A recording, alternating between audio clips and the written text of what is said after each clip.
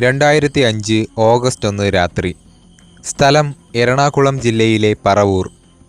പതിവ് പോലെ രാത്രി പെട്രോളിങ്ങിനായി ഇറങ്ങിയതായിരുന്നു കേരള പോലീസിലെ ഒരു കൂട്ടം സംഘം.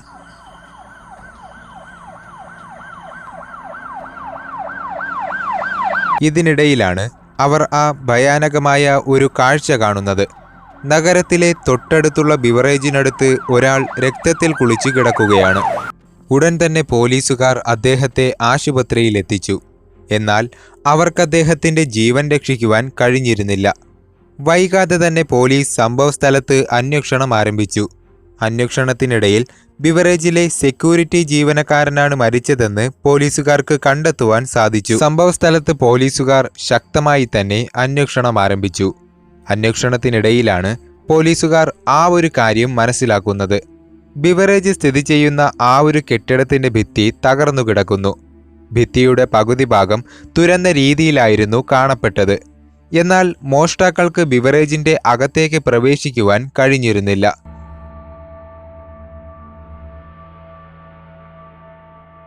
മോഷ്ടാക്കളുടെ പ്രധാന ലക്ഷ്യം ബിവറേജിനകത്തുള്ള പണം കൈക്കലാക്കുക എന്നതായിരുന്നു. കൂടാതെ മോഷണ ശ്രമത്തിനിടയിൽ ബിവറേജ് ജീവനക്കാരനായിരുന്ന സെക്യൂരിറ്റിയെ കൊല ചെയ്തതായിരിക്കാം എന്ന നിഗമനത്തിൽ പോലീസുകാർ എത്തുന്നു. എന്നാൽ ഈ സംഭവത്തെക്കുറിച്ച് പോലീസുകാർ ഒരുപാട് അന്വേഷണം നടത്തിയെങ്കിലും ആരാണ് ഈ കൊലപാതകം നടത്തിയതെന്നോ ഇതിനെ സംബന്ധിച്ച് മറ്റൊരു തെളിവുകളും പോലീസുകാർക്ക് കണ്ടെത്തുവാൻ സാധിച്ചിരുന്നില്ല. വൈകാതെ തന്നെ ഈ ഒരു സംഭവം മാധ്യമങ്ങൾ വഴിയും മറ്റും വളരെയധികം വിവാദമാവുകയും കൂടാതെ പ്രതിയെ കണ്ടുപിടിക്കുവാൻ കഴിയാത്തതിനാൽ ജനങ്ങൾ പോലീസിനെതിരെ പ്രതിഷേധമാരംഭിക്കുകയും ചെയ്തു. ഉടൻ തന്നെ ഈ ഒരു കേസ് ക്രൈംബ്രാഞ്ച് ഏറ്റെടുക്കുകയും അന്വേഷണം ആരംഭിക്കുകയും ചെയ്തു. എന്നാൽ അവർക്കും ഈ ഒരു സംഭവത്തെക്കുറിച്ച് ഒരു തെളിവുകളും ലഭിച്ചിരുന്നില്ല.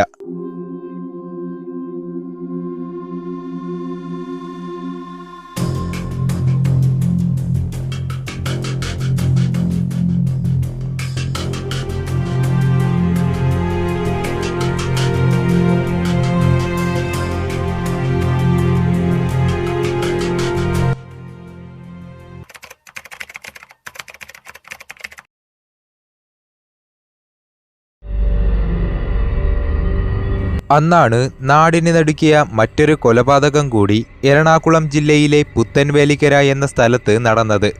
രാമകൃഷ്ണൻ എന്ന ആളുടെ ഭാര്യയായിരുന്ന ബേബി എന്ന സ്ത്രീയെ കിടപ്പുമുറിയിൽ കൊല്ലപ്പെട്ടതായി കണ്ടെത്തി. ബേബിയുടെ മൃതദേഹത്തിന്റെ അടുത്ത് അബോധാവസ്ഥയിൽ ഭർത്താവായ രാമകൃഷ്ണനെയും കണ്ടെത്തി. എന്നാൽ ഈ സംഭവത്തിൽ ഏറ്റവും ഭയാനകമെന്തെന്നാൽ ബേബിയുടെ ഒരു കൈ പ്രതി വെട്ടിമാറ്റി എന്നതാണ്. പോലീസ് സംഭവസ്ഥലത്തെത്തി അന്വേഷണം ആരംഭിച്ചപ്പോൾ വീട്ടിൽ കവർച്ച നടന്നെന്നവർക്ക് മനസ്സിലാക്കുവാൻ സാധിച്ചു. പണവും ആഭരണങ്ങളെല്ലാം കവർന്നിരിക്കുന്നു. തെളിവുകൾ നശിപ്പിക്കുവാൻ വേണ്ടി മുറിയിൽ മണ്ണെണ്ണ സ്പ്രേ ചെയ്തിരുന്നു.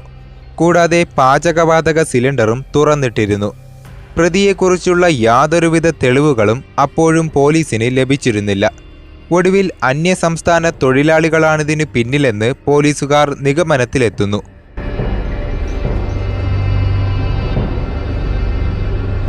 പ്രതികളെ കണ്ടെത്തുവാനാകാത്ത സാഹചര്യത്തിൽ നാട്ടുകാർ പ്രതിഷേധിക്കുകയുണ്ടായി. ഇതോടെ കേസ് ലോക്കൽ പോലീസിൽ നിന്നും ക്രൈംബ്രാഞ്ചിലേക്ക് കൈമാറുകയുണ്ടായി.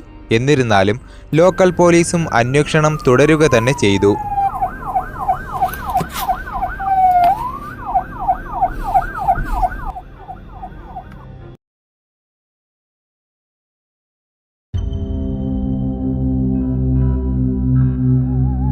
അന്നത്തെ കാലത്ത് പുത്തൻവേലിക്കരയിലെ ഒരു കൊടും ക്രിമിനലായിരുന്നു ഓളാട്ടുപുറത്ത് ഷിബു. ഇയാൾക്ക് ഈ കൊലപാതകവുമായി ബന്ധമുണ്ടോ എന്ന സംശയത്തിൽ നാട്ടുകാരുടെ സഹായത്താൽ പോലീസ് ഷിബുവിനെ പിടികൂടി.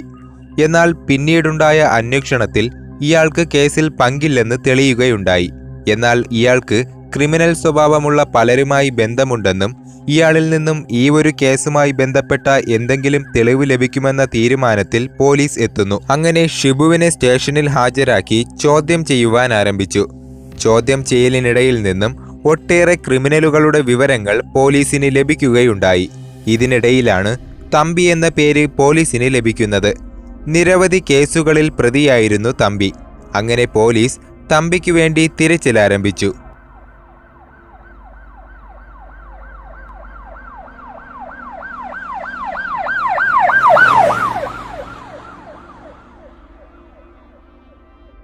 പോലീസുകാർ വേഷം മാറി ഒരു സാധാരണക്കാരന്റെ രീതിയിലായിരുന്നു തമ്പിയിലേക്കുള്ള അന്വേഷണം നടത്തിയിരുന്നത്. അങ്ങനെ തമ്പിയുമായി പോലീസ് സൗഹൃദത്തിലാകുന്നു. തമ്പി എന്ന വ്യക്തി വളരെയധികം മദ്യപിക്കുന്ന ആളായിരുന്നു. ഇത് മനസ്സിലാക്കിയ പോലീസുകാർ തമ്പിക്ക് സ്ഥിരം മദ്യം വാങ്ങി കൊടുക്കുകയുണ്ടായി. എന്നാൽ തനിക്ക് മദ്യം വാങ്ങിത്തരുന്ന ഇവർ പോലീസുകാരാണെന്ന് തമ്പിക്ക് മനസ്സിലാക്കുവാൻ സാധിച്ചിരുന്നില്ല. കാരണം അത്രമാത്രം വേഷം മാറി ഒരു സാധാരണക്കാരന്റെ വേഷത്തിലായിരുന്നു തമ്പിക്കെതിരെയുള്ള ഈ അന്വേഷണം പോലീസുകാർ നടത്തിയിരുന്നത്. അങ്ങനെ ഒരു ദിവസം പുത്തൻവേലിക്കര കൊലപാതക സംഭവം മദ്യപിക്കുന്നതിനിടയിൽ വേഷം മാറിയ പോലീസുകാർ സംസാരിക്കുകയുണ്ടായി. മദ്യലഹരിയിലായിരുന്ന തമ്പിയും അതിൽ പങ്കുചേർന്നു. തമിഴ്നാട്ടുകാരായിരിക്കാം കൊലയ്ക്ക് പിന്നിലെന്ന് വേഷം മാറിയ പോലീസുകാർ പറയുകയുണ്ടായി. എന്നാൽ മദ്യലഹരിയിലായിരുന്ന തമ്പി ഇതിനോട് യോജിച്ചിരുന്നില്ല. ഒടുവിൽ പോലീസും തമ്പിയുമായുള്ള തർക്കത്തിൽ തമ്പിയൊടുവിൽ ആ ഒരു പേര് പറയുകയുണ്ടായി, ജയാനന്ദൻ. അന്വേഷണത്തിനിടയിൽ പോലീസ് ആദ്യമായാണ് ആ പേര് കേൾക്കുന്നത്. മദ്യലഹരിയിൽ നിന്നുണർന്നപ്പോൾ തമ്പി പോലീസ് സ്റ്റേഷനിലായിരുന്നു. പിന്നീടുള്ള ചോദ്യം ചെയ്യലിൽ തമ്പി എല്ലാ സത്യങ്ങളും തുറന്നു പറയുകയുണ്ടായി. തൻ്റെ സുഹൃത്താണ് ജയാനന്ദൻ. ഒരു ദിവസം നമ്മൾ രണ്ടുപേരും മദ്യപിച്ചുകൊണ്ടിരിക്കെ ജയാനന്ദൻ എന്നോടായി ഒരു കാര്യം പറഞ്ഞു. പണത്തിനു വേണ്ടി എന്തും ചെയ്യാം, ആരെ വേണമെങ്കിലും കൊല്ലുകയും ചെയ്യാം, ആരും അറിയാതിരുന്നാൽ മതി. കഥ കേട്ടയുടൻ തന്നെ പോലീസുകാർക്ക് കാര്യങ്ങൾ മനസ്സിലാക്കുവാൻ സാധിച്ചു. ഉടൻ തന്നെ പോലീസുകാർ ജയാനന്ദനെ രഹസ്യമായി നിരീക്ഷിച്ചു തുടങ്ങി. നിരീക്ഷണത്തിനിടയിൽ പോലീസുകാർക്ക് ആ ഒരു കാര്യം മനസ്സിലാക്കുവാൻ സാധിച്ചു. പകൽ സമയം മുഴുവനും ജയാനന്ദൻ വീട്ടിൽ തന്നെയുണ്ടാകും. കൂടാതെ 3 വർഷങ്ങൾക്ക് മുൻപ് മോഷണക്കേസിൽ പ്രതി കൂടിയായിരുന്നു ജയാനന്ദൻ. ഇതുകൊണ്ടൊക്കെ തന്നെ പോലീസിന്റെ സംശയം വർദ്ധിച്ചു. ഇയാളെ ചോദ്യം ചെയ്യുവാൻ തന്നെ പോലീസ് തീരുമാനിച്ചു. അങ്ങനെ ജയാനന്ദനെ അറസ്റ്റ് ചെയ്തു. ആദ്യമായി പോലീസിന്റെ ചോദ്യങ്ങൾക്കൊന്നും തന്നെ ജയാനന്ദൻ ഉത്തരം നൽകിയിരുന്നില്ല. എന്നാൽ പതിയെ പതിയെ കൊലപാതകങ്ങൾ ഓരോന്നായി പ്രതി ഏറ്റുപറയുകയുണ്ടായി. തന്റെ ബന്ധുവിന്റെ വീട്ടിലെത്തിയപ്പോഴാണ് പറവൂരിലെ ബിവറേജിന്റെ ശ്രദ്ധയിൽപ്പെട്ടത്. കൂടാതെ ലക്ഷങ്ങളാണ് അവിടുത്തെ വരുമാനമെന്ന് എനിക്ക് മനസ്സിലാക്കുവാൻ സാധിച്ചു. അങ്ങനെയാണ് രാത്രി ബിവറേജിൽ കവർച്ച നടത്തുവാൻ തീരുമാനിച്ചത്. എന്നാൽ മോഷണ ശ്രമത്തിനിടയിൽ സെക്യൂരിറ്റി ബഹളം വച്ചതു കാരണമാണ് എനിക്ക് അയാളെ കൊല്ലേണ്ടി വന്നത്. ഈ സമയത്താണ് പോലീസിന്റെ വരവെന്റെ ശ്രദ്ധയിൽപ്പെട്ടത്. അതുകൊണ്ടെനിക്ക് കവർച്ച നടത്തുവാൻ കഴിഞ്ഞിരുന്നില്ല. കഥ കേട്ട പോലീസുകാർ ഒന്നടങ്കം ഞെട്ടിപ്പോവുകയാണ്. കൂടാതെ എറണാകുളം ജില്ലയിലെ പുത്തൻവേലിക്കരയിൽ നടന്ന കൊലപാതകത്തെക്കുറിച്ചും ജയാനന്ദൻ വിവരിക്കുവാൻ തുടങ്ങി. പുത്തൻവേലിക്കരയിലെ രാമകൃഷ്ണൻ എന്നയാളെ കമ്പികൊണ്ട് തലക്കടിച്ചു വീഴ്ത്തിയ ശേഷം ഉറങ്ങുകയായിരുന്ന അദ്ദേഹത്തിന്റെ ഭാര്യയായിരുന്ന ബേബിയെ തലക്കടിച്ചു കൊന്ന ശേഷം ബേബിയുടെ കയ്യിലുണ്ടായിരുന്ന സ്വർണവള ഊരുവാൻ ശ്രമിച്ചിട്ട് പറ്റാത്തതുകൊണ്ടാണ് കൈവെട്ടിമാറ്റിയത്. ഇങ്ങനെ ഓരോ കേസുകളെപ്പറ്റിയും ജയാനന്ദൻ തെളിവ് സഹിതം പോലീസിനെ ബോധിപ്പിക്കുവാൻ ആരംഭിച്ചു. ജയാനന്ദന്റെ അവസാനത്തെ കേസായിരുന്നു പുത്തൻവേലിക്കരയിലെ ബേബിയുടെ കൊലപാതകം. ഇതിനു മുൻപ് 6 പേരെയോളം കൊന്നൊടുക്കിയിട്ടുണ്ടായിരുന്നു ഇയാൾ. കൂടാതെ തെളിയിക്കപ്പെടാത്ത ഒട്ടേറെ മോഷണ കേസുകളും ഇയാൾ നടത്തിയിട്ടുണ്ടായിരുന്നു. സ്വർണത്തിനും പണത്തിനും വേണ്ടി ജയാനന്ദൻ ആരെയും കൊല്ലും. പോലീസിന്റെ ചോദ്യം ചെയ്യലിൽ മറ്റൊരു കാര്യം കൂടി തെളിയുകയായിരുന്നു. സിനിമകളിലെ അക്രമരംഗങ്ങളിൽ നിന്ന് പ്രചോദനം ഉൾക്കൊണ്ടാണ് പല മോഷണങ്ങളും കൊലപാതകങ്ങളും ജയാനന്ദൻ നടത്തിയിരുന്നത്.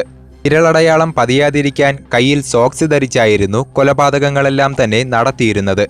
കൂടാതെ മണ്ണെണ്ണ സ്പ്രേ ചെയ്തതും ഗ്യാസ് തുറന്നുവിട്ടും തെളിവ് നശിപ്പിക്കുന്ന രീതി സിനിമയിൽ നിന്നാണ് പഠിച്ചെടുത്തതെന്ന് ജയാനന്ദൻ പോലീസിനോട് പറഞ്ഞു. ആദ്യം വധശിക്ഷയ്ക്ക് വിധിച്ച ജയാനന്ദനെ പിന്നീട് ജീവിതാവസാനം വരെ ജയിൽ ശിക്ഷയ്ക്ക് വിധിച്ചു.